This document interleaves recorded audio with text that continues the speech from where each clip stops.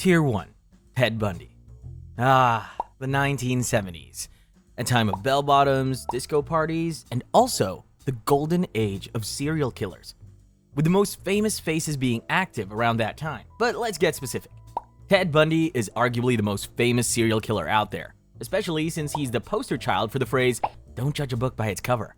It's said that Bundy got his kick of murderous tendencies as a +1 with puberty at 14.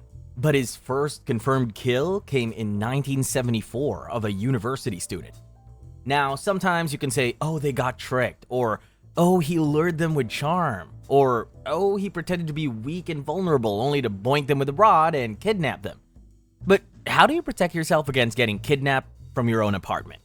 This girl was asleep in her apartment, in her bed, when he just waltzed in, assaulted her in both senses of the word, kidnapped her, and then dumped her body. Now, this started a whole downward spiral from 1974 to 1978, where his confessed kill count is 30, but experts say it could be well over 100. His go-to method was to either beat them or strangle them to death, after which he would do some very not safe YouTube things with a corpse after playing dress-up with them. Oh, and he also kept the decapitated heads of his victims as trophies. What he did with those? Well, I think you have an idea. Like, by day, this guy was the all-American dream. Handsome, their words, not mine, charismatic, and even worked at a suicide prevention hotline. And by night, he was Patrick Bateman in the flesh. Bundy would often say he loved the feeling of control when he'd take his victims. Someone needed to book this guy a BDSM session, and it would have all been good. Bundy was first arrested in 1975, but he went on to escape custody twice. Once by literally crawling through a ceiling hole. He spent 9 years on death row, still trying to appeal his sentence. The man really wanted to live, even though he got off taking others' lives. He even told the police that he would cooperate with the unsolved murders, but that tactic didn't work either. And he was executed by electric chair on January 24, 1989. Jeffrey Dahmer. If Ted Bundy was redefining stranger danger, then Jeffrey Dahmer was redefining homemade meals. Dahmer's origin story reads like a horror novelist's fever dream.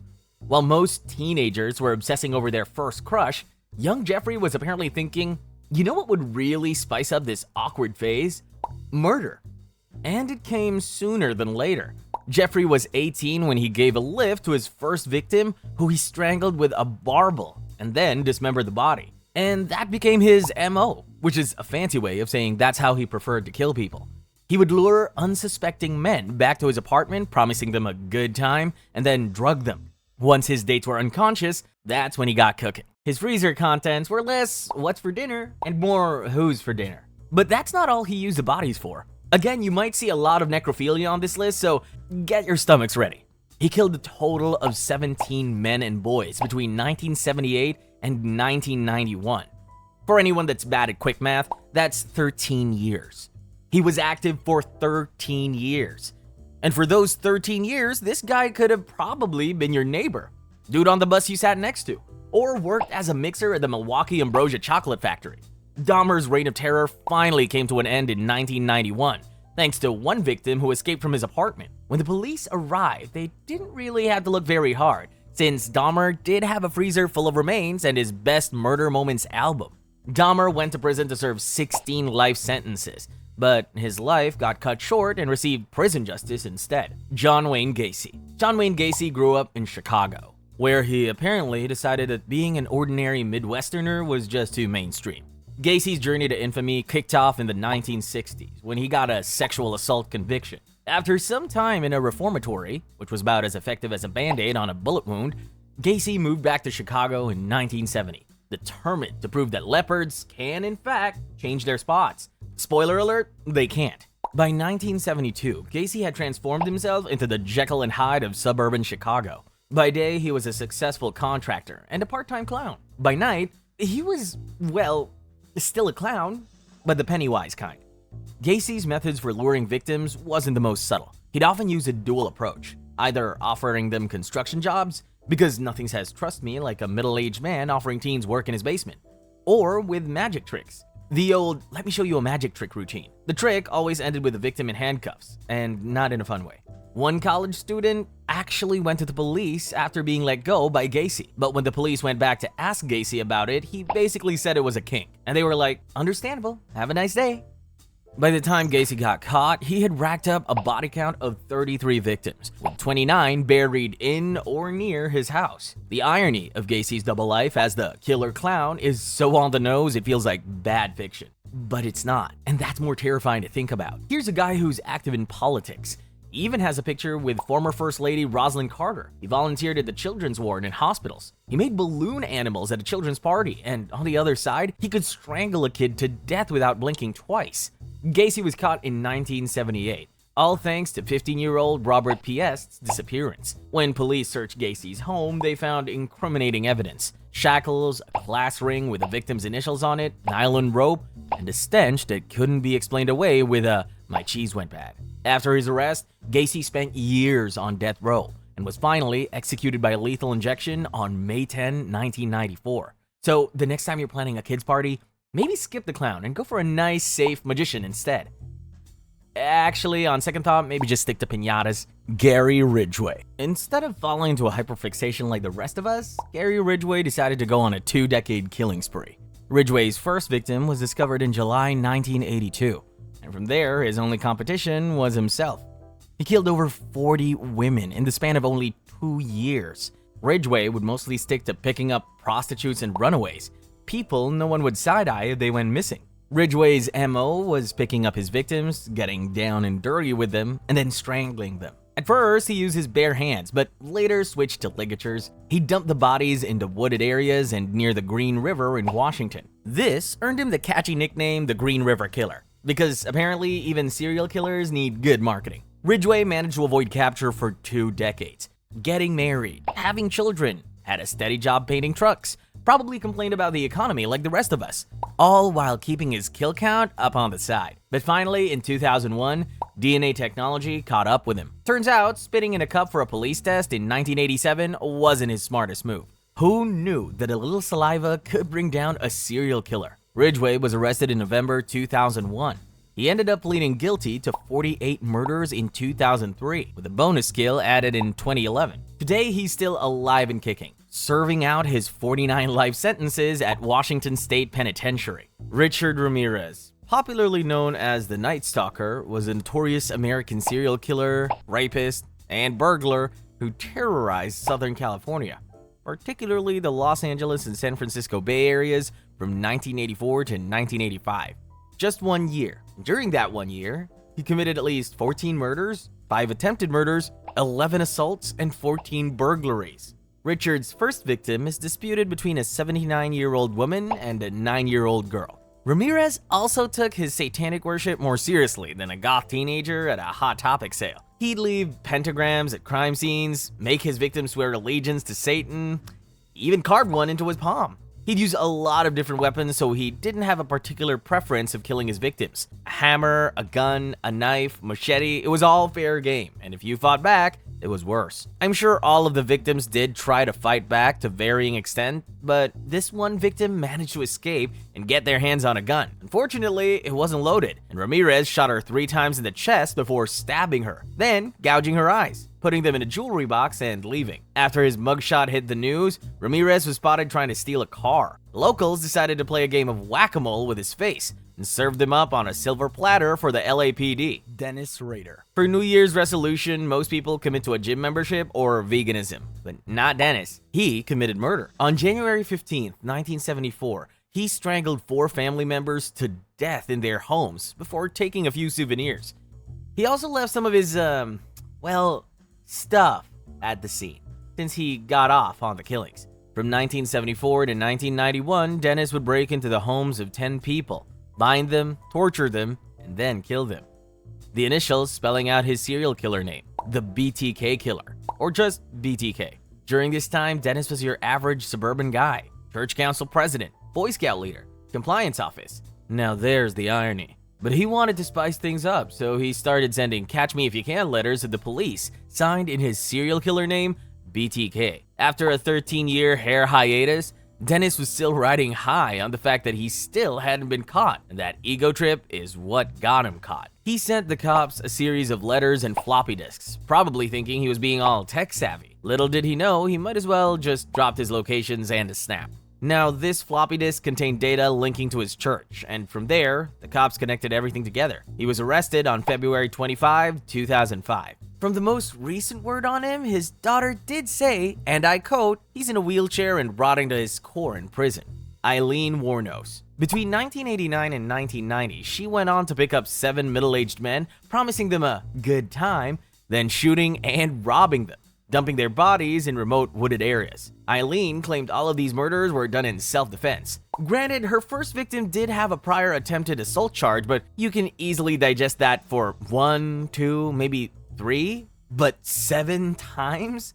Aileen was caught in 1991 after police discovered items belonging to her victims at pawn shops. As the investigation progressed, her story became full of plot holes. But the police needed something concrete to book her. So they turned to Eileen's lover, Tyria Moore, who she was head over heels for, like ride or die. And the police knew that, so they sued her to get Aileen to confess, and it worked. After a decade on death row, Aileen was finally executed by lethal injection on October 9, 2002. Robert Pickton. We're back to killing prostitutes with this. Robert Pickton was the main character of a weird guy with a farm thriller movie. It wasn't just him though. His entire family was off their meds. His brother once ran a teenager over and his mom dumped the body in the nearby river instead of reporting it. Turns out the kid was still alive before he was drowned by the mom. And this moment probably altered his brain chemistry. Robert would often host parties at his place, inviting prostitutes and biker gangs. And this gave him the opportunity to approach his victims more confidently. So once he got the hang of it, he started inviting them solo, offering free booze and drugs. Once back at home, he'd give them windshield cleaner fluid instead of drugs in the syringe.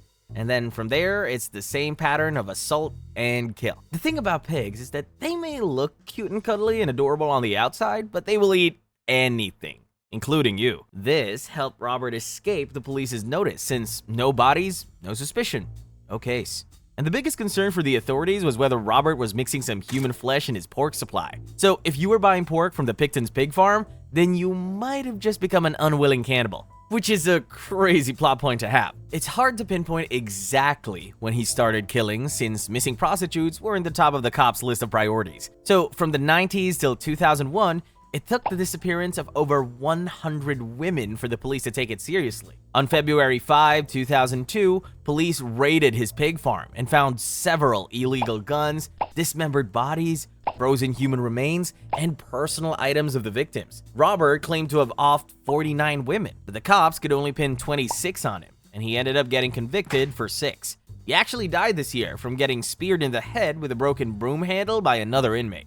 Henry Howard Holmes. H.H. Holmes, born in 1861, was America's first documented serial killer, and boy did he set the bar high, or low, depending on how you look at it. Holmes studied medicine at the University of Michigan, where he found a pretty gruesome side hustle. He would steal cadavers, disfigure them, and then claim the insurance money by passing them off as accident victims. As if that wasn't enough, he'd then sell these bodies to medical schools again, double dipping in the most horrific way possible. But Holmes actually became viral with his murder castle in Chicago. It was a maze with secret passages, trapdoors, and gas chambers. This story building was less of a hotel and more of something out of Saw. Once you check in, there's no checking out. Holmes' method for profiting from murder were as varied as they were disturbing. He required his employees, fiancés, yes, plural, and even hotel guests to have life insurance policies with him as the beneficiary. He didn't stop at insurance fraud. Holmes would often kill individuals and then claim their property and assets for himself. He even took over a pharmacy in Chicago after the owner mysteriously disappeared. The exact number of Holmes' victims remains a mystery. He confessed to 27 murders, but some estimates go as high as 200. For a man getting payouts by the person, he wasn't content. He then faked his own death for an insurance payout. He planned another scheme to fake his accomplice Benjamin Pitzel's death to collect $10,000 as insurance, only to end up actually killing him. He was eventually caught in 1894, but this man was a businessman to the bone. He sold his confession to a newspaper for $7.5 grand. But what's he gonna do with that? Buy a gold coffin? Hold coins for the ferryman? Try to bribe Satan for a better seat in eternal damnation? Well, we'll never know. Holmes was hanged in 1896, but his execution ended up kinda botched. His neck didn't break, so he just dangled there for 15 minutes till he died. Alexander Pichushkin. Alexander Chessboard Killer Pichushkin, the Russian serial killer who was literally dropped on the head as a child. Now, whether that was what made him a psychopath or he was just born this way, who knows. This guy started his killing spree in 1992. His goal? To fill every square on a chessboard with a victim. So 64 kills was his goal. An ambitious KDA, but he really tried for it. Alexander's signature move was luring victims with vodka and then playing whack-a-mole with their heads. He managed to rack up a kill count of up to 61 victims, only short of 3 for his goal. But the police only confirmed 48. He got caught in 2006 after the body of his co-worker was found in Bitsa Park. The police found CCTV footage of Alexander accompanying her from the Moscow Metro train station. He's still serving out his life sentence. Keith Hunter Jesperson. Now, this is a guy who needs to be taught the appropriate use of the emoji. Jesperson kicked off his murder spree in 1990, targeting vulnerable women, often prostitutes. He would strangle or beat them and then leave a smiley face symbol like some twisted Yelp review. He drew smiley faces on his letters to the media and authorities too, which earned him the nickname Happy Face Killer. He was eventually caught after his girlfriend, who was also a victim, survived an attack and identified him. He claimed to have offed 160 people, but only 8 were confirmed. Jesperson wanted his 15 minutes of fame so badly, he started writing to police stations and newspapers detailing his crimes, which, combined with the victim testimony, got him caught in 1995. Current status is alive and imprisoned. David Parker Ray. David Parker Ray was like that creepy DIY guy, but instead of making rustic farmhouse decor, he was crafting traumatizing nightmare fuel. He took torture chamber to a whole new level with his tricked out trailer. He called the trailer his toy box, which led to his name, Toy Box Killer. He would kidnap and torture women with whips, chains, clamps, saws, and a fur-lined coffin. I don't even want to know what happened with that. I can't even get into some of the DIY toys this guy made to torture his victims with. We have some sickos on here, but this guy will haunt you. When he would first bring in a woman, he would make them listen to an orientation tape of sorts. He called it a hypnosis track, but it was just him explaining what he would use to torture her. What goes in, what comes out, all the disgusting details you don't need. It's estimated he killed well over 60 women over the 3 decades he was active. But the worst part of this case is he wasn't convicted for murder, since they weren't able to find any bodies. They managed to get him on charges of kidnapping and sexual torture by the women he let go. And some of these women didn't even know that they were victims till the case was blown open. Imagine going about your day and the FBI shows up with a special activities tape of you that you have no memory of. Despite confessions from his daughter, his accomplices, and partner, they couldn't find bodies. He also took a pretty detailed journal on his victims, abduction dates, and torture methods, but conveniently not where he dumped the bodies. There's a huge reservoir by his town, Elephant Butt, and I know it's a crazy idea, but stay with me. Why not just look at the damn lake? He was caught in 1999 after a victim escaped and reported him to the police. Call it karma or deny justice, whichever side of the scale you fall on. Robert ends up passing away from a heart attack in 2002. Now, people are side-eyeing the case, saying how is it that he was torturing people and dumping bodies for decades and no one knows. A lot of things are thrown around. Police involvement, influential town people investing in the action, human trafficking, free real estate for the conspiracy nuts. Who knows? Tier 2. Peter Sutcliffe. You know how most of these documentaries tell you this guy is probably going to be a serial killer because he starts by hurting puppies? Well, this guy skipped that part and went straight to hurting people. But the police just let him go because the victims were hookers and they lived to report it. The 60s and 70s weren't the best time to be working in the streets. He eventually transitioned into murdering, like one does. In 1969, he saw a hooker doing her job and took that personally. So he boinked her with a hammer and then slashed her back with a knife. He later claimed that he did all this because God told him to. And his God came to him in the form of a dead Polish guy when he used to work in the graveyard. Now here's where he gets wilder. The police interviewed Sutcliffe 9 times and still let him go. 9 times. This entire case is probably a case study in police incompetence. People identify the killer, but someone sent the fake tape to the station and they just roll with that. Even when surviving victims constantly told them that that wasn't the guy. They finally did catch him, but only because he had fake plates. After they brought him in, they noticed a number of suspicious things about him. The weirdest being him wearing an upside-down V-neck jumper to easily expose his genitals. He was convicted of murdering 13 women and attempting to murder 7 others between 1975 and 1980. He lived pretty long, but it probably wasn't easy since he was stabbed, strangled, and slashed during his stay in prison.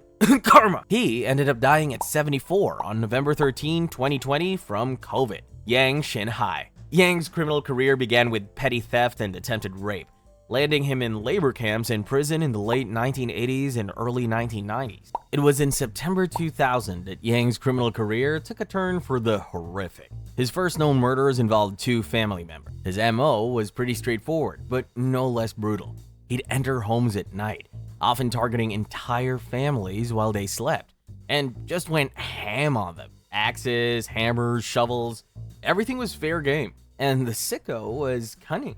He managed to evade capture because he took the right steps.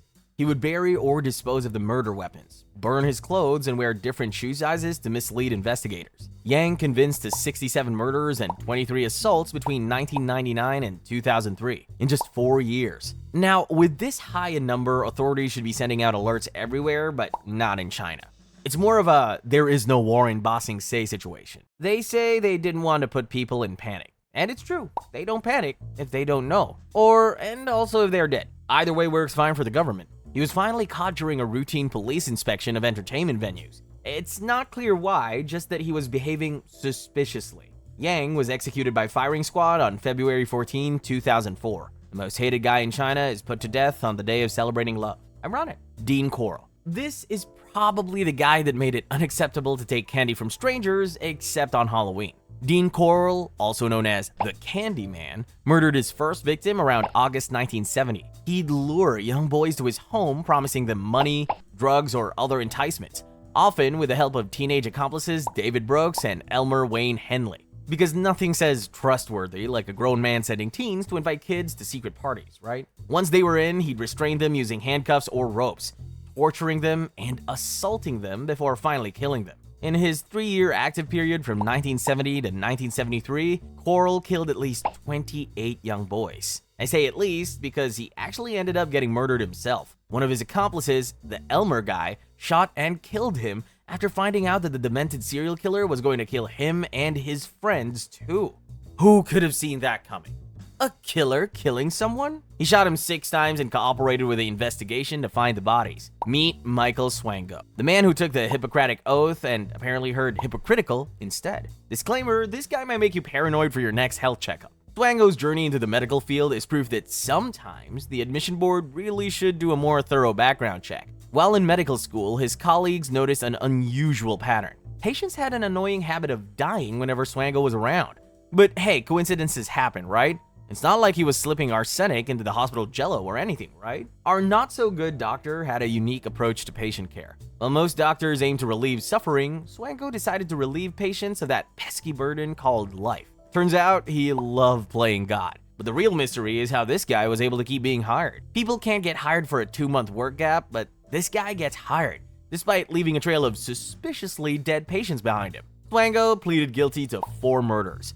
But it's estimated that his actual kill count could be as high as 60. He was finally caught at the Chicago O'Hare International Airport in 1997, trying to run away to Saudi Arabia. He's still serving 3 consecutive life sentences. Tier 3, Richard Cottingham. Remember when I said you could spot a future serial killer if he hurts animals? Well, that doesn't apply to Richard Cottingham. By all accounts, it's said he grew up loving animals. Couldn't hurt one even if he needed to. But humans, he had no problem hurting humans. And hurt is a very low key to describe what he does. Richard would pick up women working the streets, drug them, bind them, and gag them, and then bring them to a remote location where he would eventually strangle or stab them to death. He committed his first murder in 1967, with a 5-year gap, because he may be a brutal sadistic killer, but he's not evil enough to deprive his kids of some quality time. Yes, this guy was a father to 3 children, and Cottingham had a pretty gruesome method to make sure the bodies were identified. He'd dismember and mutilate the victims and dump body parts in different locations, which got him the name Torso Killer. He was caught red-handed in 1980 after he took a girl to the same hotel he left the body in just 18 days later. The staff was taking no chances when they heard screams and called the police. He claims to have killed between 85 to 100 women from 1972 to 1980, but was convicted for only 5 in the end. Patrick Kearney. If you ever find yourself driving through 1970s California and see a guy who looks like an accountant but has a penchant for industrial-sized trash bags, you might want to keep driving. That guy is probably Patrick Kearney, also known as the trash bag killer. Kearney's method of murder was as calculated as it was gruesome. He'd pick up young men, often under the pretense of offering them a ride or some other form of assistance. Once he had them in his clutches, he'd shoot or strangle them, then engage in certain activities before dismembering their bodies. The remains were neatly packed into industrial-sized trash bags and disposed of in different locations around California. Kearney's reign of terror ended in 1977 when he was caught by police. The breakthrough came when a young man was kidnapped, and Kearney's accomplice, David Hill, was implicated. Hill eventually led the police to Kearney, who confessed to 28 murders and later admitted to 7 more. Javed Iqbal. Imagine a serial killer who was so meticulous that he kept detailed records of his victims, complete with photographs and labels. That just makes it easier for the cops, right? But not exactly. You'll see what I mean. Javed Iqbal had a pretty twisted motive for his murder spree. At first, he'd just lure boys, assault them, and then let them go. But after one boy gun-butted him, he was out for blood. Literally. The kid escapes, and his whole operation is blown open. The police arrests him, but this leads to his mom dying of a heart attack after seeing who her little boy had become. Oh no, if it isn't the consequences of my own actions. So he wanted 100 mothers to cry for their children, just as his mother had cried for him. In December 1999, Javed actually confessed to his crimes in a letter to the police and local newspaper. He claims to have killed over 100 boys, mostly between the ages of 6 and 16, over a period of 6 months. For a third world country dealing with overpopulation, limited resources, and instability, a few street children or runaways going missing wasn't something people cared about. They should have, but they didn't. So Javed had to tell the police himself, "Hey, I'm killing kids, stop me." Javed was sentenced to be put to death in the same way he murdered the kids, but before that could happen, he and his accomplice committed suicide in jail. Loren Joseph Herzog and Wesley Howard Shermantine. These guys took partners in crime a little too seriously. Their kill period is from 1984 to 1999, and this 15-year rampage through California's San Joaquin County was a mix of drugs, violence, and a whole lot of crazy. And bodies. Can't forget the bodies. They targeted both men and women, often luring them with toe-curling fun and not the good kind, plus drugs. What follows next is the same pattern of assault and murder with shooting, strangling, or just plain old bashing their heads in. They were arrested after an investigation into a missing person case led them to find the victim's blood in Shermantine's car. They were suspected of killing anywhere from 19 to 72 people, but were convicted for 5. Shermantine was sentenced to death, while Herzog got his conviction overturned, saying the police coerced a confession from him.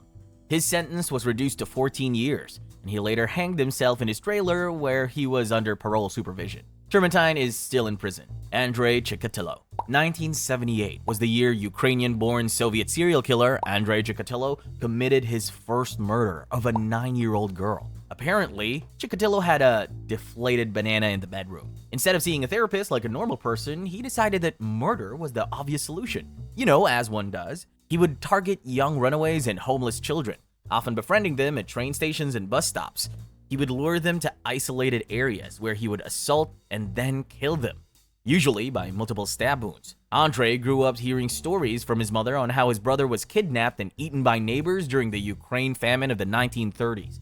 But that could just be a scary story. Andrei, though, that might have played into his cannibalistic tendencies.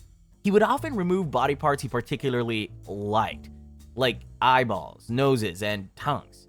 You know, to keep for a snack. This got him the nickname the Butcher of Rostov. He was caught in 1990 after police noticed him acting very sus at train and bus stations through CCTV footage. After being interrogated, Chikatilo confessed to 56 murders, although only 53 could be verified. He was convicted of 52 murders and sentenced to death. Tier 4. Gary Ray Bowles. Gary Ray Bowles was a man with a penchant for targeting gay men, a knack for getting caught, and an uncanny ability to make poor life choices. The reason he targeted gay men was he blamed them for a failed relationship. Bowles wasn't honest with his girlfriend that he was someone who worked the streets, and so when she found out, she dumped him. Which makes absolutely no sense. He loved selling the product but hated the target market. Bowles typically targeted gay men he met at bars or through his work as a prostitute. He would gain their trust, often by accepting their offers of temporary housing or some good old down and dirty action. He would then attack, beat, and strangle his victims.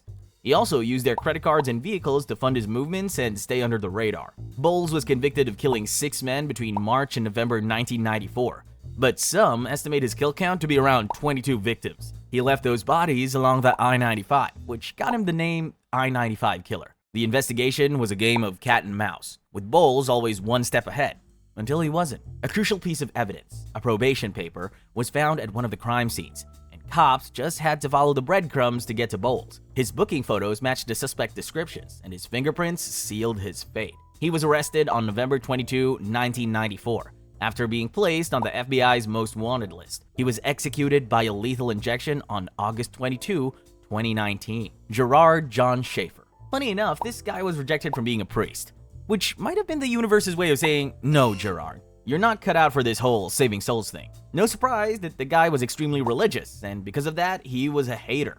Hated women, especially those he deemed indecent. He thought all of society's problems were due to indecent women.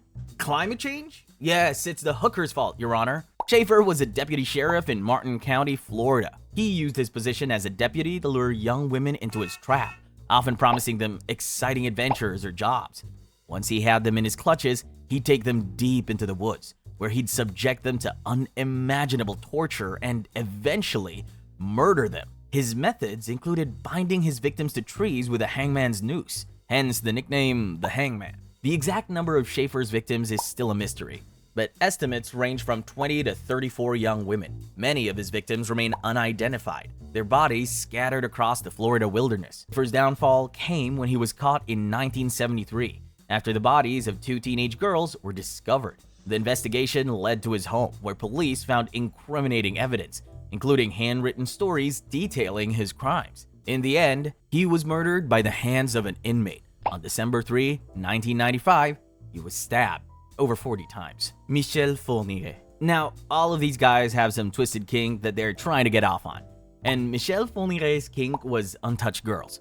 More specifically, assaulting and killing untouched girls. Now, this sick desire was born due to 2 intertwined factors: him being a quick shot and his murderous tendencies. He brought his messed up fantasy checklist to his wife, and she signed off on it on the condition that he'd kill her ex for her. He said he would, but throughout their murder spree, he never did. From 1987 and 2003, this French serial killer couple took the lives of 12 people, the youngest confirmed girl being only 12 years old. I say confirmed because the couple is linked to the disappearance of another 9-year-old girl, but her body was never found. Michel also killed 1 man, but that was just to rob him. Monique would often take the job of luring victims, since women lower their guard against other women, and once that's done, Michel would come in for the kill, but not before assaulting them. These sickos would even use Monique's pregnancy and then later their own kid to capture their victims. He was finally caught in 2003 when he tried to kidnap another girl, but she managed to escape and report him. After Michel was caught, Monique eventually sided with the authorities and told on her husband. Michel died on May 10, 2021. While in the hospital for some breathing problems. But Monique is alive and serving out her sentence. Henry Louis Wallace. Henry started out okay, was a high school cheerleader, and even worked as a DJ. But things took a turn for the worst when he joined the Navy and started doing crack. He was, of course, kicked out, and then things just spiraled downwards. Henry would target young black women, many of whom he knew personally. Friends, friends of friends, and even colleagues from his old Taco Bell job. Which is why he became to be known as the Taco Bell Killer. Taco Bell's PR team must have had a stroke when the papers put this out. Anyway, he would befriend his victims, gaining their trust before assaulting and strangling them. He would even attend the funerals of some of his victims. Imagine crying on the shoulder of the one who killed your child, and you would never know. Wallace was put on the suspect list by cops since his alibis wouldn't exactly hold up. And finally, during one interrogation, he confessed. He's still in jail. Tier 5. Christopher Wilder. Meet Christopher Wilder, the Beauty Queen Killer. A title that sounds more like a really bad reality TV show than a criminal name. Wilder thought himself quite the photographer, but instead of capturing landscapes or cute puppies, he had a rather, let's say, niche interest in aspiring models and beauty pageant contestants. His pickup line game was strong, I'll give him that. Hey there, want to be a model? Worked better for him than Did It Hurt When You Fell From Heaven does for most people at bars. Once Wilder was able to gain their trust, he would then assault, torture, and kill his victims. And some people hate eye contact, I get that, but this guy hated eye contact to the point that he'd superglue his victims' eyes shut. His activity period is insane. In the span of 7 weeks from late February to mid-April 1984, he killed at least 8 people. But some say it's up to 20 victims. Wilder's killing spree came to an end in April 13, 1984, when he was recognized by a woman he had approached in a bar in New Hampshire. When approached, he resisted arrest and struggle ensued. During the confrontation, Wilder was shot in the chest by one of the troopers, and he died shortly after from his injuries. Sean Vincent Gillis, a guy who apparently thought serial killer was a valid career choice in the Louisiana job market. His targets were vulnerable women who were estranged from their families.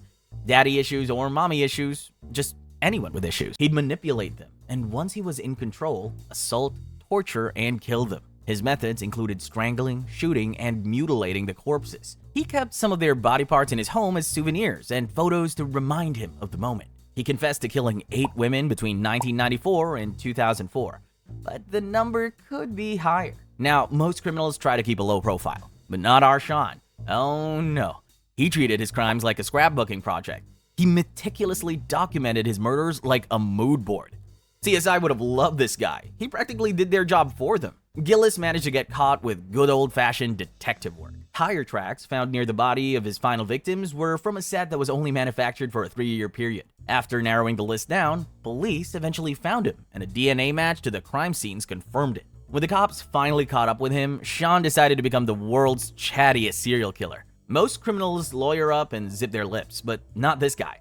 His confessions were detailed. From the names to the body locations, he fessed up everything. He was arrested on April 29, 2004. Gerald Parker. Gerald wasn't one of the complex serial killers out there. He kept it pretty simple. He'd break in, typically through unlocked windows or doors, and just bash people's heads in with whatever blunt object he would find.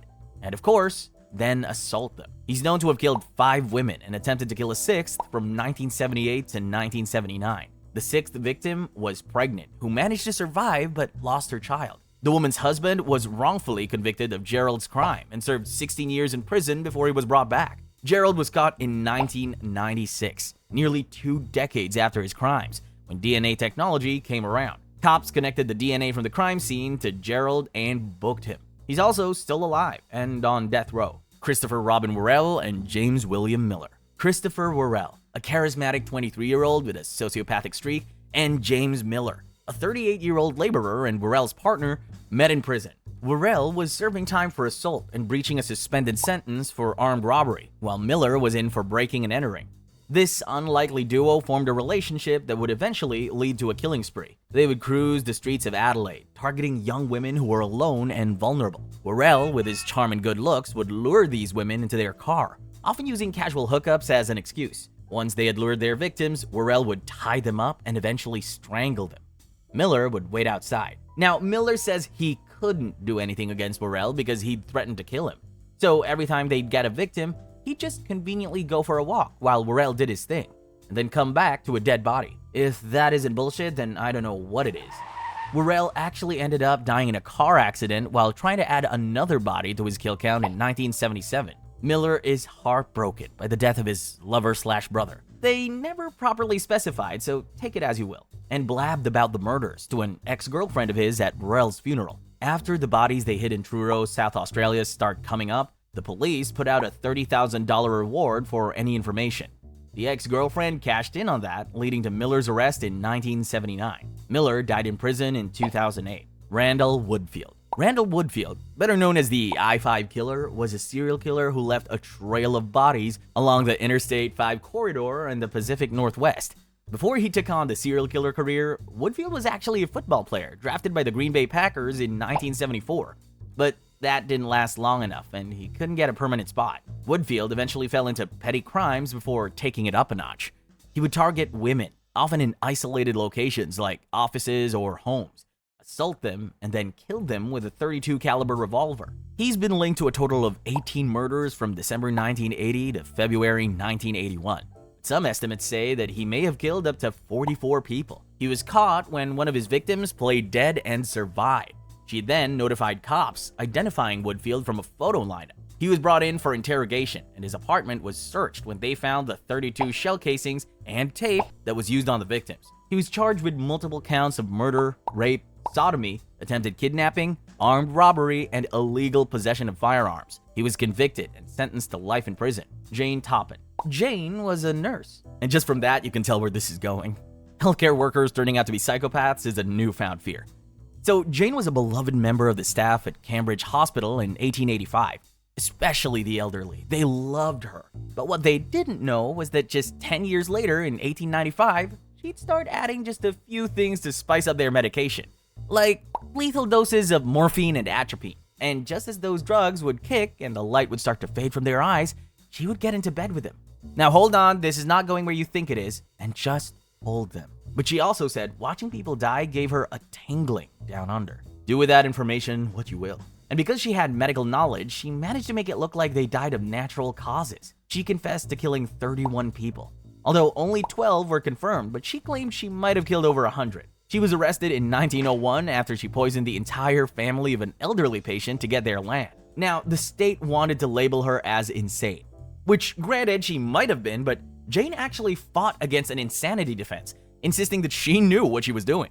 But she ended up being checked into an asylum anyways, in 1902. She died at that very asylum in 1938, at the age of 84. Lorenzo Gilyard. Like most people on this list, Lorenzo Gilyard also seemed like a nice guy, but he wasn't.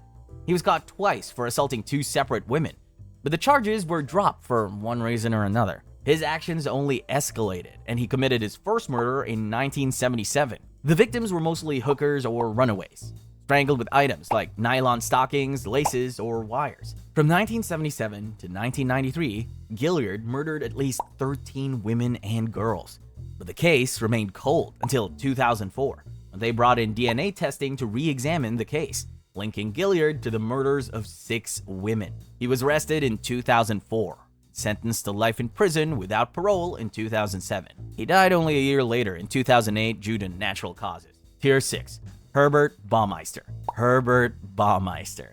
A man who took working from home to a whole new level of wrong. Herbert, or Herb to his friends, if he had any, was your average Joe by day. A businessman, family man, and probably the kind of guy who'd remind you it's garbage day. But by night, you might want to avoid him. Now, when most people are bored of their life's direction, they take up knitting, or start a podcast, or start an influencer career. He'd go after gay men, luring them to his farm he bought in 1991, where he would off them. Herbert managed to keep his nightly activities under wraps for years. He confessed to killing 21 men from 1980 to 1995. He was caught when his teenage son found a human skull on their property. This led to a full-on investigation. Henry actually ran away to Canada, where he shot himself in the head, leaving behind a 3-page suicide note. And if you were curious, no, he was not remorseful of his crimes. Didn't even mention them. I-70 Strangler. The I-70 Killer, also known as the I-70 Strangler, is an unidentified serial killer who committed a series of murders along Interstate 70 in the Midwest, particularly in Missouri, Indiana, and possibly Texas. The I-70 Strangler murdered at least 6 people, mostly store clerks, between April and May of 1992. He'd target store clerks who were working alone, shooting them with a .22 caliber firearm. Witness accounts say the killer was a white male in his 20s or 30s with lazy eyelids and blonde or reddish hair. But despite the description, nothing came out of it. He still hasn't been caught. Never pick a solo shift again. Chicago Strangler. You know how in this day and age people believe it's pretty easy to get caught if you kill someone? This case might change your mind. The Chicago Strangler is a serial killer, or killers, believed to be responsible for the deaths of over 50 women in Chicago between 2001 and 2018. And he still hasn't been caught. The victims were mostly black women aged 18 to 58. Found strangled, half or fully naked, and left in basically whatever inconspicuous place he could find. Abandoned buildings, garbage bins, parks, snowdrifts. There have been 13 men arrested for the crimes, but the cops can't really pinpoint whether they were responsible for all the killings or some of the killings. Whether the killer is still active somewhere else or if he just stopped killing, either way, we'll never know. The Axeman of New Orleans. Another unsolved case that might make you check your windows twice. I'm serious though.